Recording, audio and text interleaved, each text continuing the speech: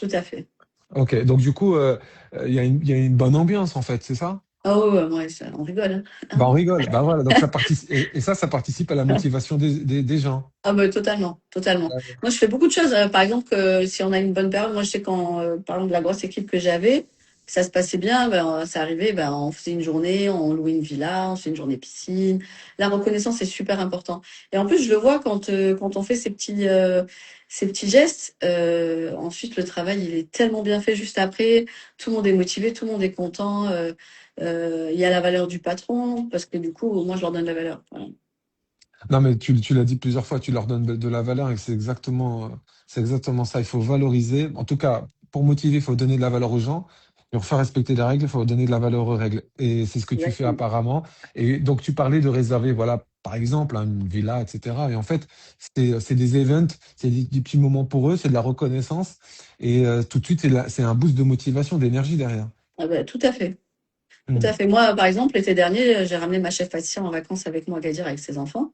Euh, et, euh, et franchement, jusqu'à maintenant, ça fait maintenant 2 ans qu'on travaille ensemble. Je n'ai jamais eu quelque chose à lui dire. Elle est tellement motivée. Vraiment, chef Fadoua, c'est une personne, pour moi, c'est ma famille. Elle le dit, elle a dit, moi, Sophia, c'est pas ma patronne, c'est ma sœur. Hmm. En fait, voilà, c'est comme je dis, c'est un engagement mutuel qu'on a. Je lui donne, elle me donne. Voilà, comme ça, Bravo, bravo. Oui, c'est très bon. j'ai rencontré Fadoua, donc en Ouais. effet, elle est super. C'est vrai, elle est Elle est super. super, ouais. Elle est Non, très, elle est très super. investie.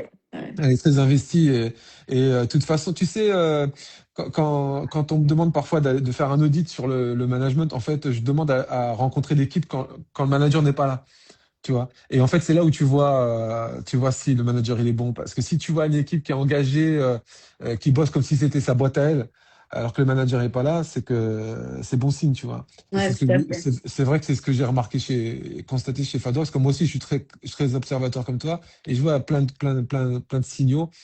Et c'est le cas. Alors, du coup, je reviens à ce que je disais tout à l'heure. Donc, tu les observes beaucoup. Donc, si tu les observes beaucoup, bah, tu leur donnes encore là aussi de la valeur parce que les observer, ça veut dire que vous avez de l'importance. Pourquoi je te dis ça? Parce que moi, ce que je rencontre très souvent, vraiment dans la grande majorité des cas, c'est des managers qui n'observent pas, qui ne regardent pas les équipes, ils regardent le travail, tu vois? Exactement. Comme s'il y avait que le travail, le résultat attendu, qui avait de la valeur, de l'importance. Et peu importe le collaborateur. Alors toi, tu fais le contraire, c'est-à-dire que tu Ah oui, semblerais, voilà, tu regardes les personnes. ah oui, oui, je regarde. Moi, je regarde la personne. Déjà, moi, bon, j'ai été plusieurs fois responsable. Et à chaque fois que je suis arrivée dans un premier poste de responsable, je ne vais pas regarder son travail. Je vais d'abord parler à la personne, en savoir plus sur elle, sa famille, ce qu'elle fait, où elle vit. Parce que du coup, ça me permet de plus la connaître. Et donc, du coup, et après, j'apprends à la connaître aussi par le travail, c'est sûr, mais pour moi, c'est d'abord l'humain, la personne humaine. Et le travail, ça vient pour moi en second. Parce que je vais savoir aussi comment la driver sur son travail. Après, comme je dis, moi, c'est de la psychologie. Hein. Être manager, c'est réellement de la psychologie. Hein. Mais manager, c'est ça, parce que Ah oui, tu manages des hommes et des femmes, donc c'est obligé que ça soit de la psycho, tu oui, vois. oui, C'est des êtres humains, donc avec bien sûr. des égos, des émotions, des sensibilités, des parcours, tout ça. Donc, en effet, ce que tu évoques là, c'est fondamental. Quand tu arrives en reprise d'équipe, tu as plusieurs phases, et la première phase, tu dois rencontrer les personnes en one-to-one et s'intéresser à eux pour leur montrer qu'ils sont importants, mais aussi parce que tu as besoin de comprendre qui ils sont, comment ils fonctionnent. Et à partir de là, tu sauras, toi, après, adapter ton style Adapté. avec eux. Ben voilà. Et en plus, c'est très dur d'arriver dans une équipe où elle est déjà constituée et qui est là depuis plusieurs années. Et pour moi, on doit s'adapter. Par exemple, je vais pas parler pareil. Moi, j'avais par exemple des boulangers, des pâtissiers qui sont là depuis 25 ans. Tu peux pas leur parler comme si tu vas parler à un stagiaire qui est beaucoup plus jeune, où ça va être plus facile. Voilà, j'ai plus de tact. Un homme, déjà, un homme vis-à-vis d'une femme, des fois, ça peut être plus compliqué. Je veux pas y aller de suite, aller dans l'affront avec eux. Un homme, il a un peu plus de mal. Alors moi, je vais Oui. plutôt dire, ah, c'est bien comment t'as fait. Essaye comme ça, plutôt, ça serait mieux. OK.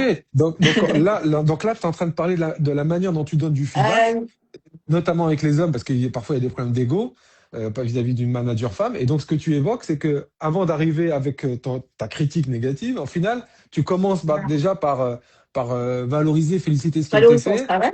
Ouais. Et après, tu proposes une solution pour aller encore plus loin, pour faire mieux, c'est ça?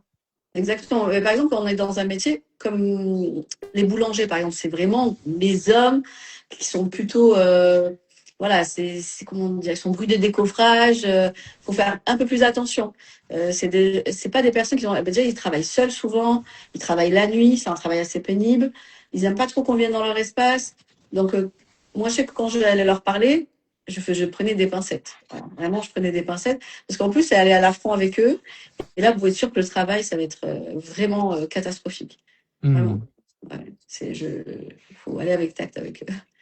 Ouais, ça marche. Les filles, par exemple, une petite jeune, je vais y aller, je vais dire, Ouais. ouais, ça va, ma belle, tu vas bien, s'il te plaît, fais-moi ça comme ça et tout, ok, ma chérie.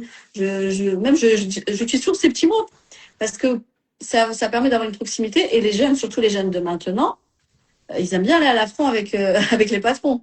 Moi, par exemple, avec les jeunes, j'ai jamais eu de problème. Moi, ils m'adorent.